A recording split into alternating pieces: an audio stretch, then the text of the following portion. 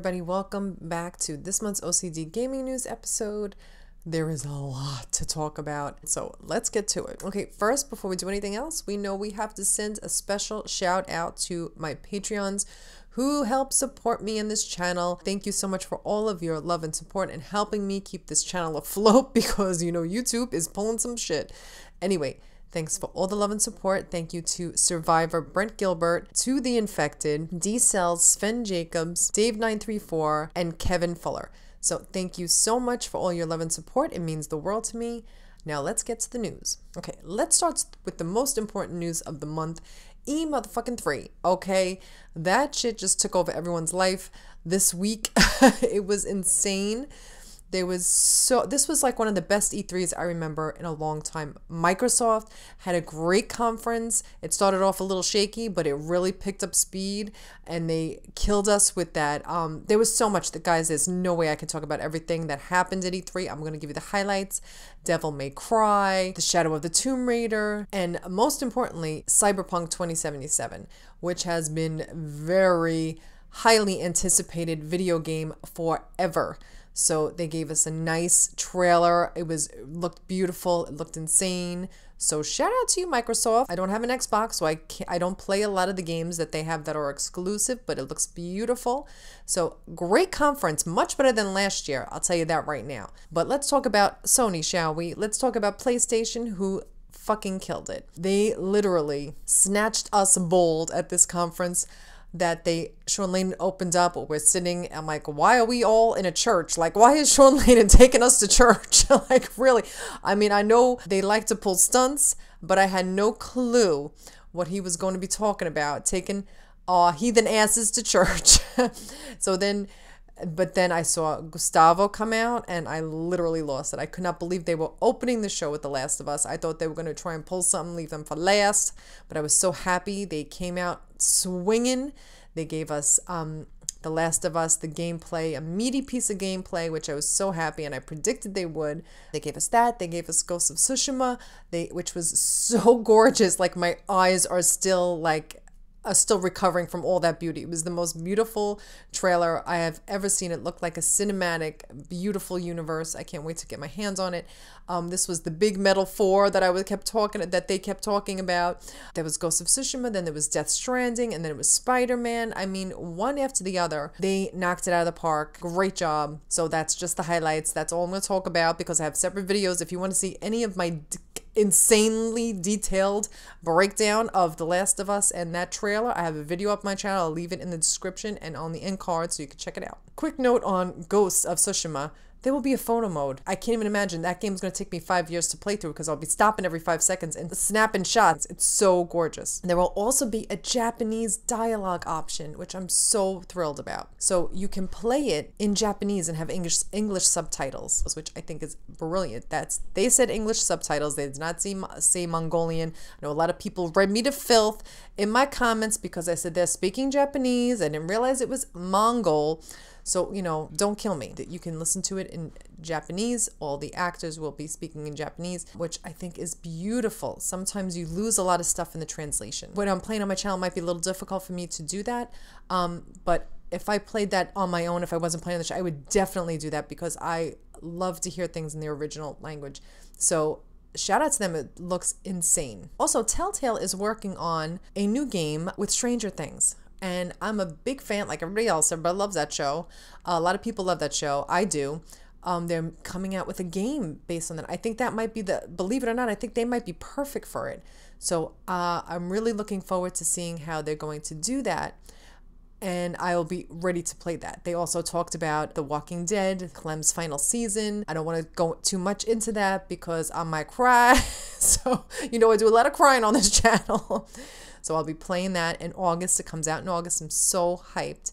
I know I have a feeling they're just going to totally run circles around that whole in-between season they had with Javier. So I'm really happy to see Clem back full time. Okay, so just a little information that came out this month about Death Stranding before the trailer. Mads Mikkelsen spilled a little tea about the gameplay. He said it requires global collaboration in a PlayStation Lifestyle article. The whole concept of playing the game, as I understand, needs collaboration from different people from different parts of the world, which is also on another level of fantasy fantasticness. I love how he might not have a fucking clue what this game is about, but he's so hyped for it and he has so much faith in Kojima that he is just so on board with it, and I'm living for it.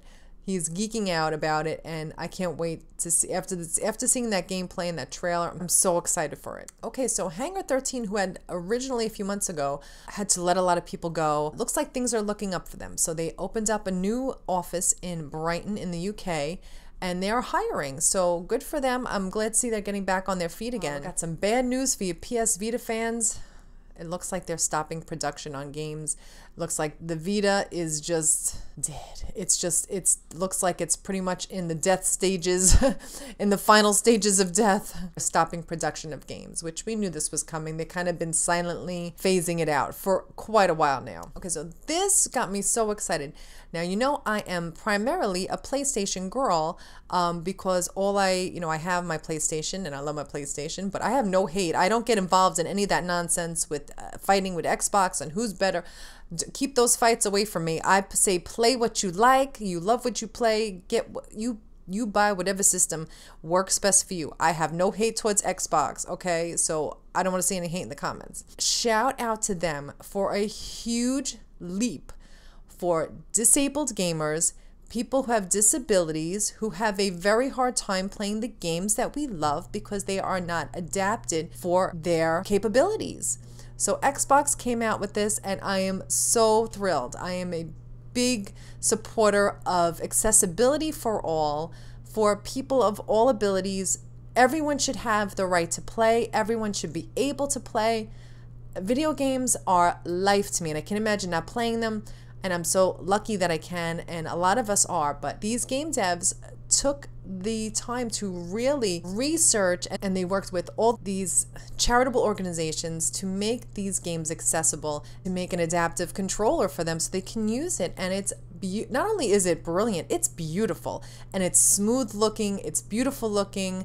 So shout out to them. They get, they deserve all the praise for that. And I'm so grateful that they have that, because there's so many people who love to play who cannot play. And I'm a very big supporter of accessibility for all. So if you find it in your heart to be a little charitable, Special Effect does this. They take donations to make devices that can help people. Also, Able Gamers, when I went to PSX, not this past year, the year before, who I met and I spoke with after his conference and the panel that he had for the accessibility panel, this is everything to them, and they want to make it happen. So Able Gamers or Special Effects, if you want to donate to their charity, I mean, I'm just saying this, like, if you're feeling generous, go right ahead, because they do a lot for gamers, people who can't afford to get these assisted devices for themselves. So now on to Amy Hennig. We know and love Miss Amy Hennig. She is practically the creator of Nathan Drake and the whole series. If it wasn't for her, there'd be no Nathan Drake. So girl,